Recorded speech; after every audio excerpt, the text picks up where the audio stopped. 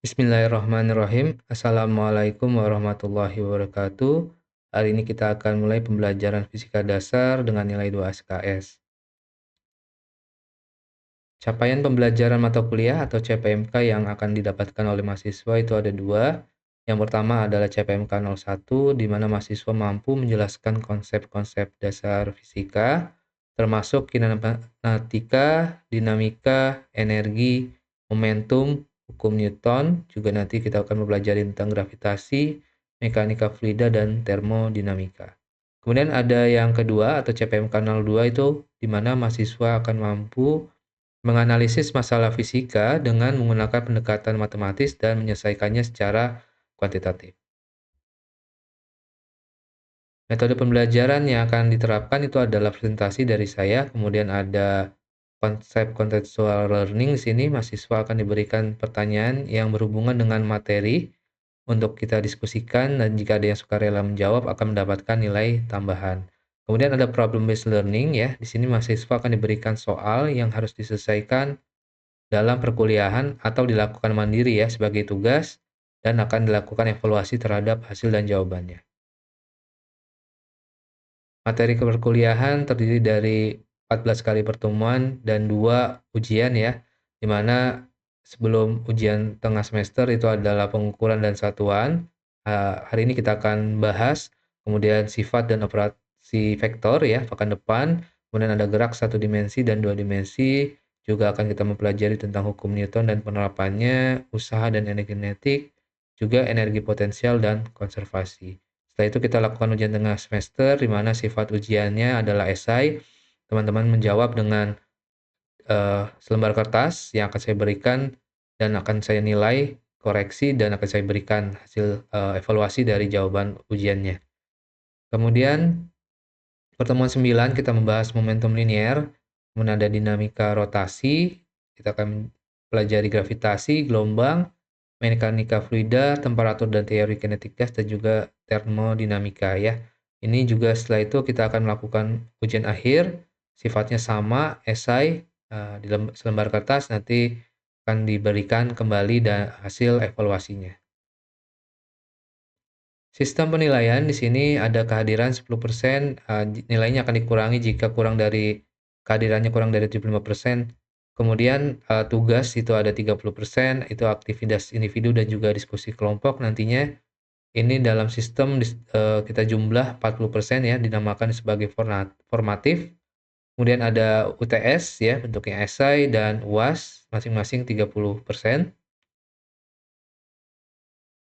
Kemudian referensi yang digunakan di sini adalah buku dari Halliday dan Resnick ya, 2014.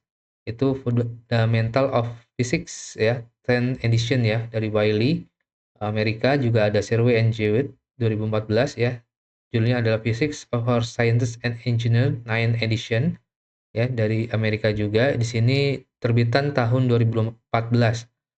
Kalau teman-teman menemukannya lebih baru, biasanya sama ya, hanya revisi dari buku yang lama, ini ya, gitu biasanya. Tapi silakan, ini, saya bebaskan untuk mencari, referensi yang lain, tapi dasar dari buku kita adalah yang ini ya. Kemudian, fisika dasar 1 kita mulai pembahasan mengenai pengukuran dan satuan. Yang akan saya sampaikan pada hari ini itu adalah pengukuran ya, kemudian ada satuan internasional, ada waktu, panjang, dan massa. Kita lihat satu-satu. Mungkin sebelum kita pahami, kita lihat dulu di sini ada aktivitas ya. Semuanya melibatkan alat ukur ya. Di sini menggunakan meteran, ada yang menggunakan penggaris di sini, dan di sini juga meteran ya. Nah, di sini kalau kita tanya aktivitas apa yang ada pada gambar tersebut, ya jelas ini mereka sedang melakukan pengukuran ya. Jadi secara terminologi, atau artinya sendiri, pengukuran itu pasti melibatkan alat ukur ya, dan ada nilai yang didapatkan ya, itu adalah artifisius dari pengukuran. Tapi bebas, tapi secara konsep, kalian bisa artikan apapun ya, selama, eee, terkait dengan alat ukur dan memiliki nilai ya, seperti itu. Jadi, tidak ada arti khusus secara pengukuran, tapi kita pasti akan melakukan pada, dunia sains dan teknologi pastinya. Nah, kita lihat ya, dan apa yang dimaksud dengan pengukuran? Tadi sebenarnya sudah jawab ya, pengukuran itu yang berhubungan dengan alat ukur dan pasti memiliki besaran ya, nilai. Nah, sekarang, eee dalam sains dan teknik ya, ini juga yang tadi saya sampaikan bahwa di dunia sains, dunia sains itu maksudnya apa ya, pembelajaran yang terkait dengan matematika, biologi, kimia, fisika, dan juga ada yang terkait dengan teknik, contohnya adalah teknik sipil, teknik mesin, dan lain-lain, itu pasti didasarkan pada pengukuran dan perbandingan ya. Jadi yang berhubungan dengan teknik dan sains itu berhubungan, dasarnya adalah pengukuran dan perbandingan. Ya kalau kita di laboratorium itu pasti melaksanakan pengukuran ya dan juga perbandingan.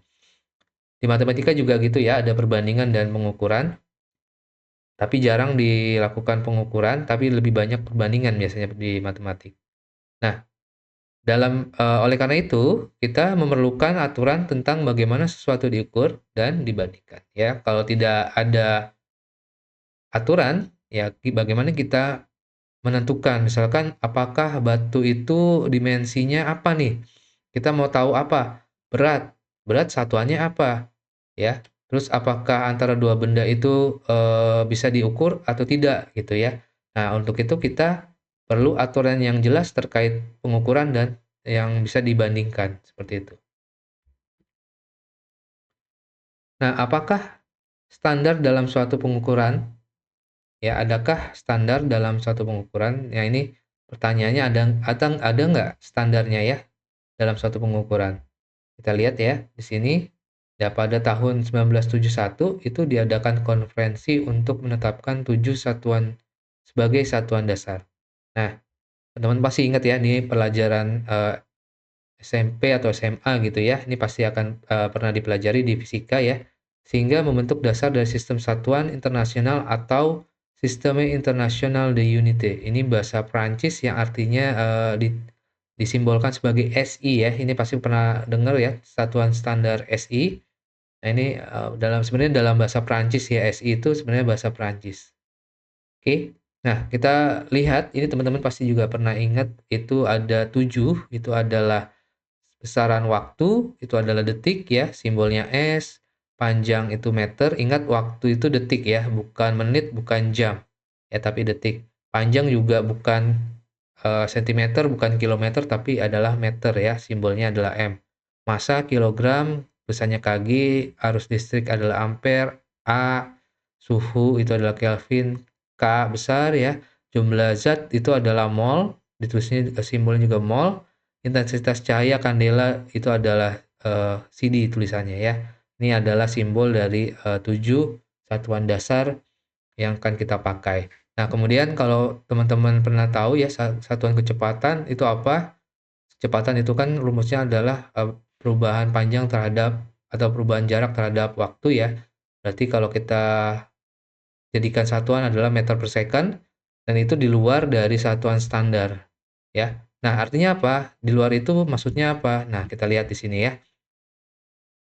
Jadi selain 7 satuan dasar atau SI tersebut terdapat satuan lain di mana satuan tersebut dinamakan satuan turunan ya. Jadi seperti yang tadi, nah ini contohnya 1 watt itu atau 1 W besar ini itu adalah 1 kilogram meter persegi atau per second pangkat 3 ya. Contohnya tadi ya, satuan kecepatan meter per second itu adalah satuan turunan. Ingat ya, di luar satuan standar tadi itu adalah satuan turunan. Kenapa turunan? Karena biasanya dibagi, dikalikan. Nah, itu sudah kombinasi ya. Biasanya kombinasi dari satu atau lebih satuan dasar disebutnya sebagai satuan turunan. Kemudian kalau kita bicara satuan, nah ini adalah contoh soal, nanti silakan dikerjakan sebagai soal di LMS ya. Jadi misalkan suatu perjalanan ditempuh dalam waktu 2,5 jam, berapakah nilai waktu berdasarkan, perjalanan tersebut jika dikonversikan ke dalam satuan SI ya. Ingat, tadi satuan SI-nya apa, kemudian dikonversikan. Nah, nanti kita jadikan soal aja ya. Berikutnya satuan standar untuk waktu ya. Jadi satuan standar untuk waktu itu awalnya digunakan adalah jam atom ya. Jam atom yang disimpan di National Institute of Standard and Technology atau NIST. Jadi jam atom ini yang dijadikan standar. Kenapa? Misalkan jam kita rusak gitu ya. Nah, kalau kita mengkalibrasikan sebenarnya bukan mengkalibrasikan dengan jam yang lebih baik, tapi kita punya standarnya. Nah, standar jamnya yang digunakan adalah standar jam atom. Nah, pertanyaannya kenapa jam atom ya? Nah, kemudian pertanyaan tadi merembet ke makna tadi ya. Kalau kita ingat 1 jam itu 60 menit, 1 menit itu 60 detik, dan 1 detik itu berapa sih sebenarnya? Nah, dalam satuan standar waktu, 1 detik itu adalah Eee, waktu yang diperlukan untuk 9 miliar osilasi cahaya yang dipancarkan oleh atom cesium-133 ya. Jadi maksudnya 1 detik di sini adalah osilasi cahaya ya, 9 miliar kali dari atom cesium-133. Jadi kalau ditanya maknanya, 1 detik bukan berarti pergerakan mekanik yang jarum detik itu atau digital ya, berubah dari angka ke angka tapi tidak, tapi itu adalah sebenarnya adalah waktu osilasi cahaya ya, 9 miliar kali dari atom cesium-133. Oke. Nah, sekarang panjang. Panjang awal mulanya ya, pertama kali itu dibuat dalam bentuk platina iridium ya. Di panjangnya itu dulu 1 meter, itu disimpan di International Bureau of Weight and Measure di kota Paris. Awalnya pakai benda seperti ini. Ini adalah platina iridium ya, seperti besi, seperti itu bentuknya seperti X ini. Nah, itu disimpan di suatu kota ya di Paris, suatu tempat di Paris. Nah, ini dulu kita bandingkan. Jadi ini benda ini 1 meter. Nah, nanti ada benda yang kita mau bandingkan. Oh, kita hitung berapa kalinya dari 1 meter. Misalkan ternyata dia 3 kalinya, berarti dia 3 meter. Nah, dulu perbandingnya bendanya seperti ini, ya, bentuknya seperti besi ini. Namun lama-kelamaan ditinggalkan, kenapa? Karena benda ini itu bisa hilang ya.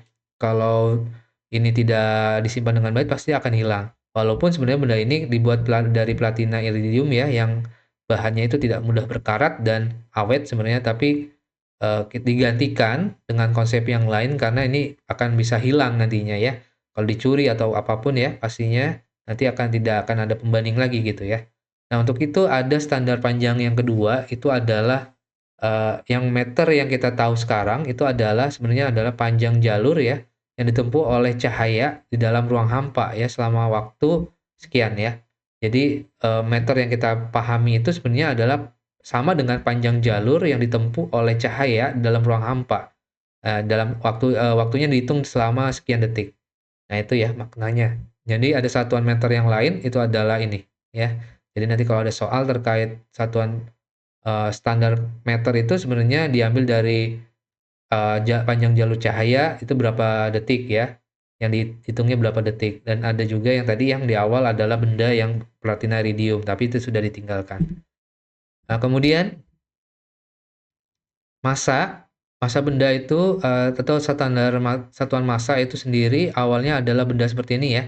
Itu bentuknya silinder yang dibuat dari platina dan iridium juga, yang diameternya 3,9 cm dan beratnya 1 kg. Ya, ini adalah berat benda 1 kg. Kalau teman-teman ingat timbangan yang di pasar ya, seperti besi itu akan stabil kalau kita tambahkan massanya. Nah, benda yang ditimbang itu kalau sama berarti dia beratnya sama dengan besi yang atau massa yang kita jadikan acuan. Nah, ini sama dengan seperti itu konsepnya. Nah, ini sama dengan tadi ya, panjang dari meter tadi yang bentuknya platina iridium juga, itu kemudian lama-lama menghilang, digantikan karena ini bisa, walaupun ini awet ya, terbuat dari platina, nggak pernah karat dan tidak merubah bentuk sebenarnya karena dia platina iridium, tapi kemudian digantikan dengan konsep yang baru, standar satuan massa yang baru itu adalah berat atom karbon 12 ya. Jadi sekarang satuan massa itu sendiri itu adalah berat atom karbon 12, sejumlah 12 satuan massa atom ya. Dengan U-nya itu adalah 1,660 kali 10 pangkat minus 27 kilogram. Nah ini ya, jadi standar beratnya itu diambil dari berat atom karbon 12 ya, jumlah 12 satuan massa atom ya, atau U ya. Nah ini adalah secara fisika, standar-standar tadi itu ada maknanya dan diterjemahkan dalam bentuk lain ya. Lebih kurangnya mohon maaf. Saya akhiri, wabillahi taufiq wal hidayah. Wassalamualaikum warahmatullahi wabarakatuh.